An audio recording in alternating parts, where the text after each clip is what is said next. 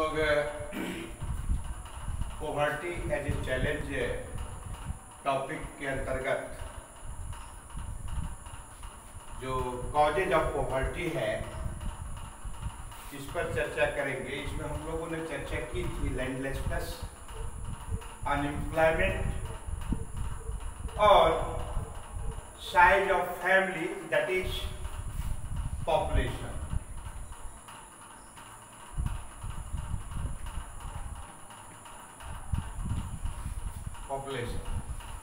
मतलब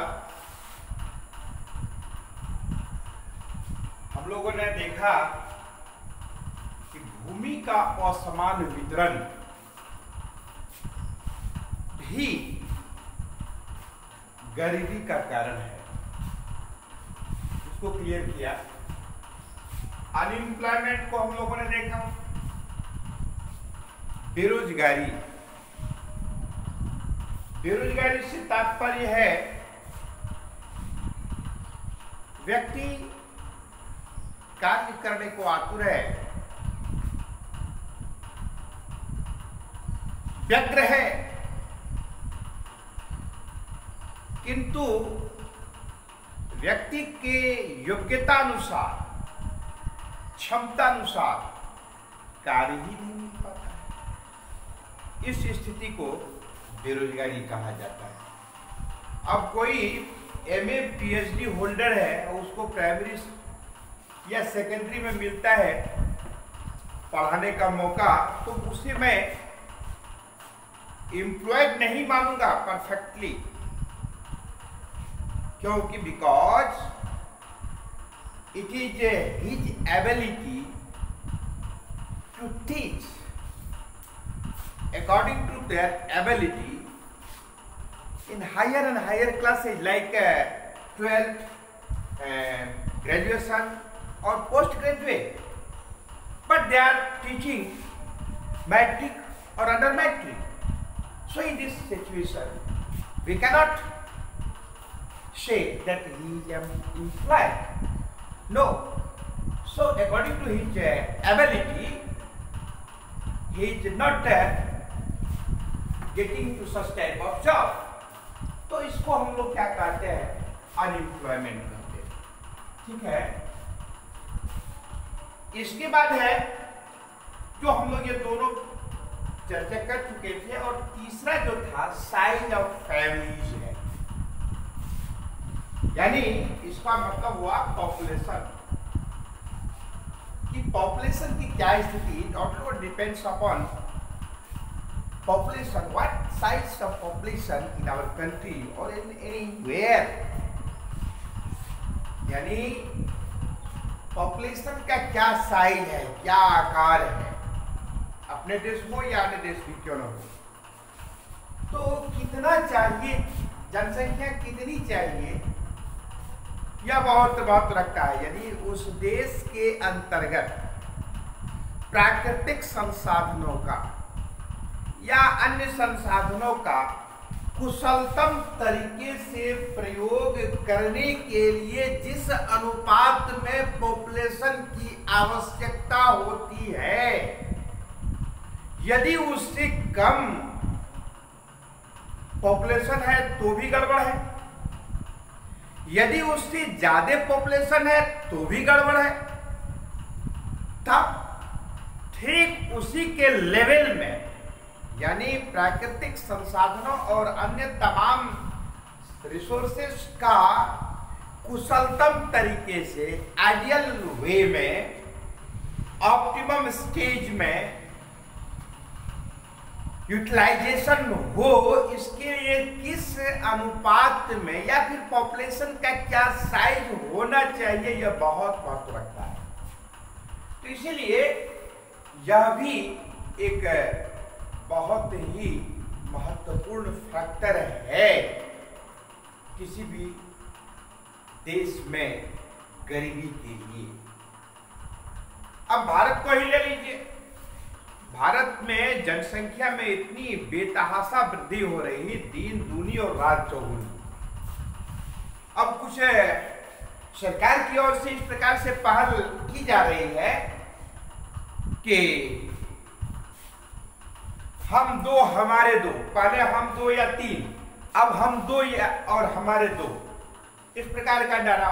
अब ऐसा विचार आ रहा है कि हम दो हमारे एक हो तो शायद हम जनसंख्या पर नियंत्रण पा सके। तो इस पर हम सामान्य आम नागरिक को चाहिए कि इन बातों का ख्याल रखें और पॉपुलेशन कंट्रोल पर सहयोग करें, सरकार की नीतियों का अनुपालन करें, इस प्रकार का प्रयास होना चाहिए।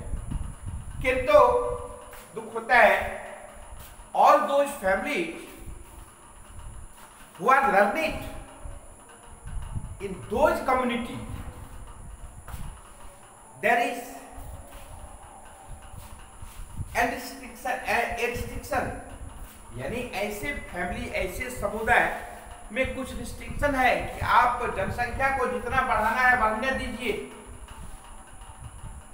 उनको धर्म से जोड़ दिया गया, तो वहां पर फिर सरकार को मजबूर होना पड़ता है। इसीलिए ऐसी व्यवस्था बन रही है कि देश का हर नागरिक के लिए एक समान नियम हो और उन नियमों का पालन सभी कोई करे, इसका ख्याल रखना चाहिए, ताकि देश का विकास, व्यक्ति का विकास बेहतर तरीके से हो, इसका ख्याल किया जाना चाहिए हर किसी व्यक्ति। तो ये पॉपुलेशन का जो आकार है, यह भी किसी देश की जनसंख्या। अब देखिए, ऐसे समुदाय में जो पढ़े लिखे हैं, हमने अभी अभी धर्म की बात की है, उसमें भी बहुत से ऐसे लोग हैं जो इंटेलेक्चुअल हैं, पढ़े लिखे हैं, वो जानते हैं वस्तु स्थिति को, वो उनके द्वारा नियंत्रण है। लेकिन जो इलिटरेट है या जो धर्मांधता में बह रहे हैं, उनके द्वारा इस पर विचार नहीं हो पा रहा है, होना चाहिए। अब ये कि हमने कहा था कि जनसंख्या कम है, रिसोर्स प्राकृतिक संसाधन की कुशलतम प्रयोग के लिए, तो वह भी हानिकारक है। हमने कहा ज्यादा है, वह भी हानिकारक, जैसे भारतवर्ष में ओवर पॉपुलेशन है। तो ऐसा कौन सा स्टेज होना चाहिए, वह किसी भी देश की अर्थव्यवस्था के लिए, देश के विकास के लिए, प्रगति के लिए वह आदर्शतम है। तो आप लोग जब हायर क्लासेज में जाएंगे तो आपको पढ़ने का मौका मिलेगा, एक बार जान लीजिए। ऐसे जब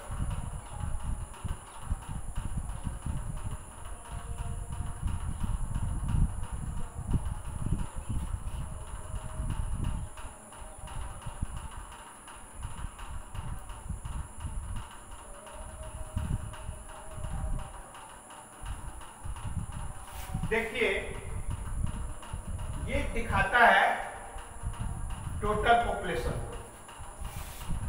यदि इस स्टेज में है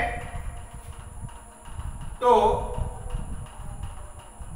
किसी भी देश के लिए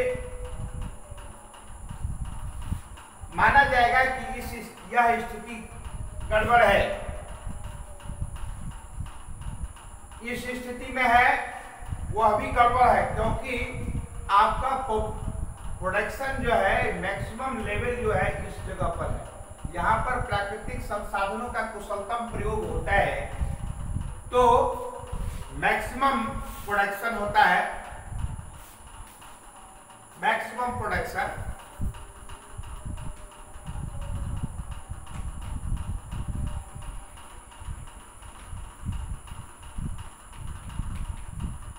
ये जो स्टेज आप देख रहे हैं, इस पॉइंट पर मैक्सिमम प्रोडक्शन होता है। ये स्टेज जो है, ये आइडियल स्टेज है, ऑप्टिमम स्टेज है। यह जो स्टेज आप देख रहे हैं अंडर पॉपुलेशन का है, अंडर पॉपुलेशन। यह जो स्टेज है, ये ओवर पॉपुलेशन का है।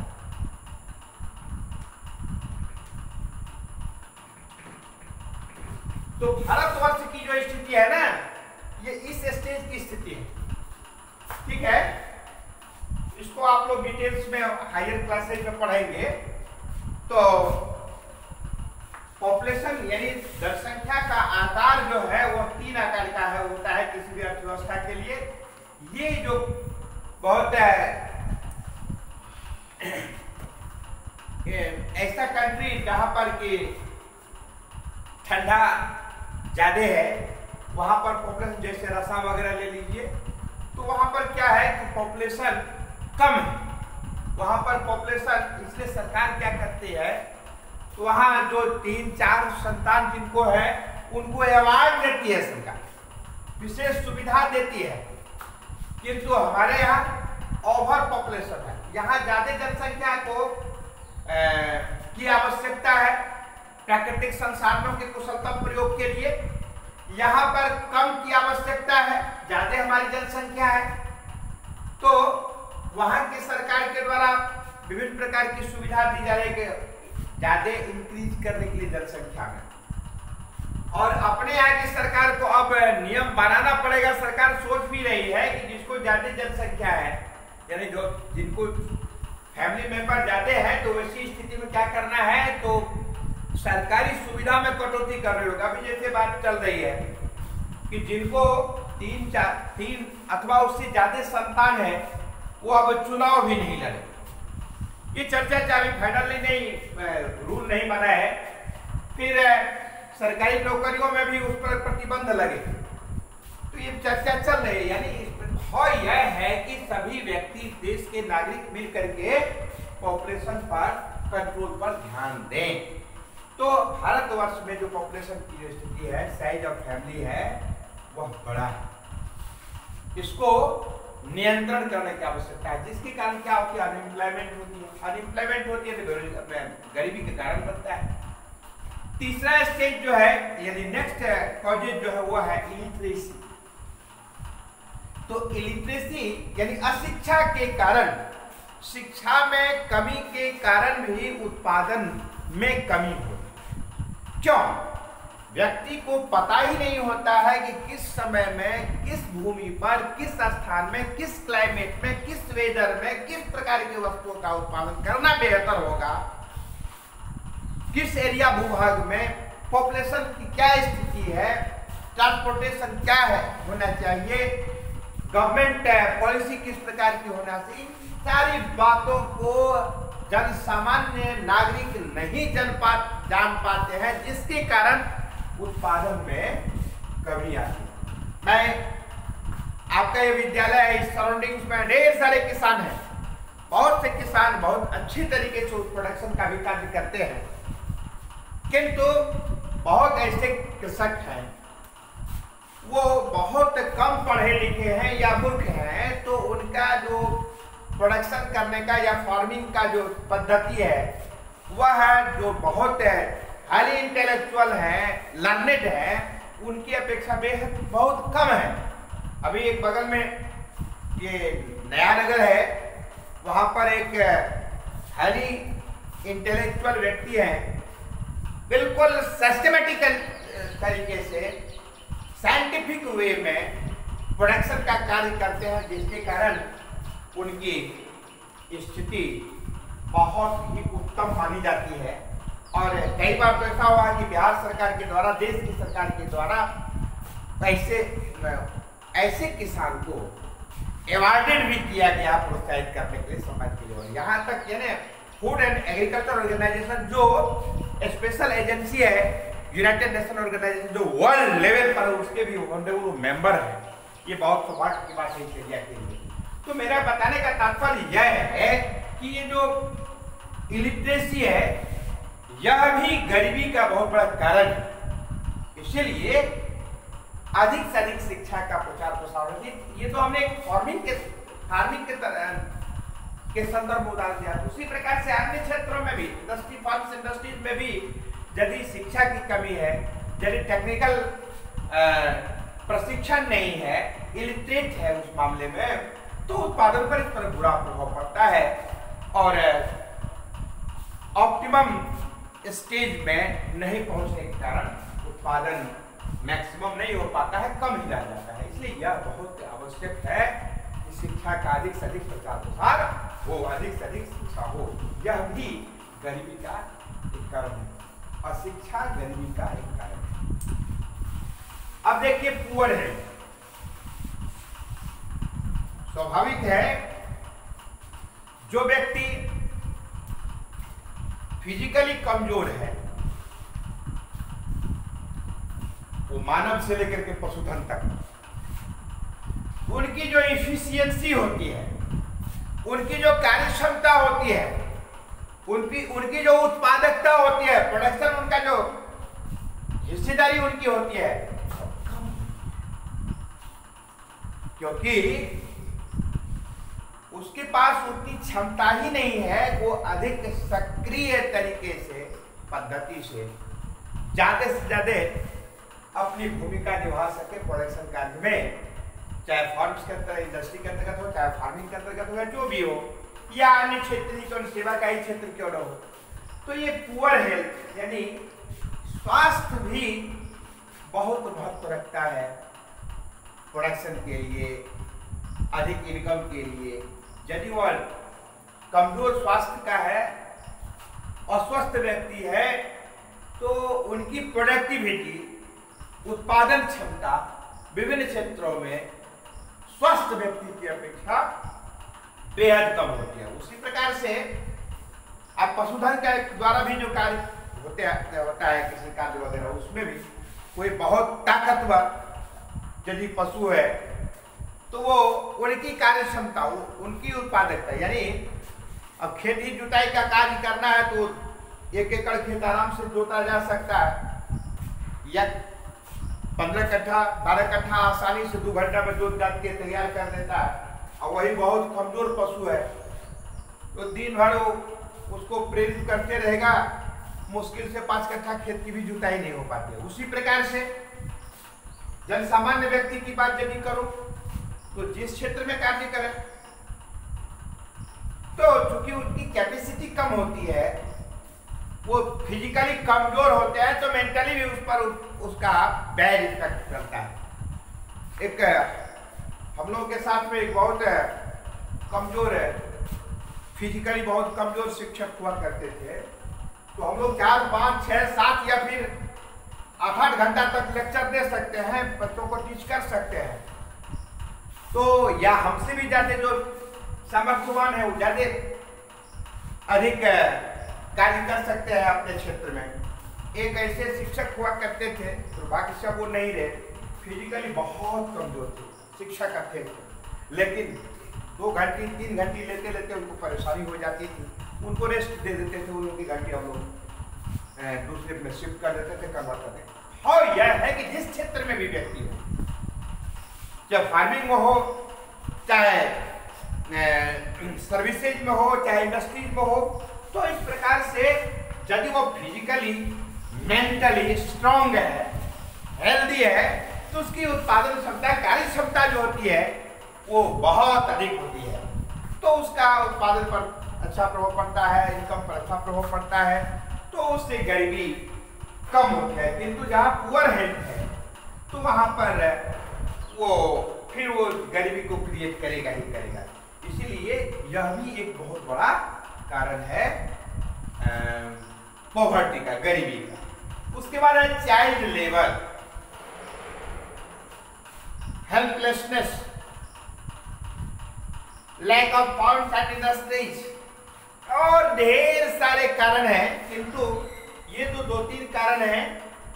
हम लोग अगले दिन चाहेंगे कि इसको इतिश्री कर करके क्लियर करते हुए, और फिर उसके बाद what are the methods for the removal of these type of poverty. Removal, poverty को हटाने के लिए, दूर करने के लिए क्या फैक्टर है? पॉवर्टी बहुत बड़ा अभिशाप है, बहुत बड़ी अभिशाप, और इसको दूर के समाज के लिए कलंक है, राष्ट्र के लिए कलंक है। इसको कैसे हटाना है? उसके लिए मेहनत करना पड़ेगा प्रत्येक क्षेत्र में। नेता के जैसे भाषण देने से काम नहीं चलेगा। नेताजी गरीबी दूर करने के ढेर सारे वादे करते हैं, किंतु गरीबी को तो नहीं हटा पाते। हाँ, गरीब जरूर हट जाते हैं, खैर ये सब अलग बात है, हम लोग कभी फिर बाद में डिटेल्स में चर्चा करेंगे। क्लास शुरू होने दीजिए और आज की कक्षा में इतना ही। शेष पॉइंट्स पर हम अगले दिन चर्चा करेंगे। धन्यवाद।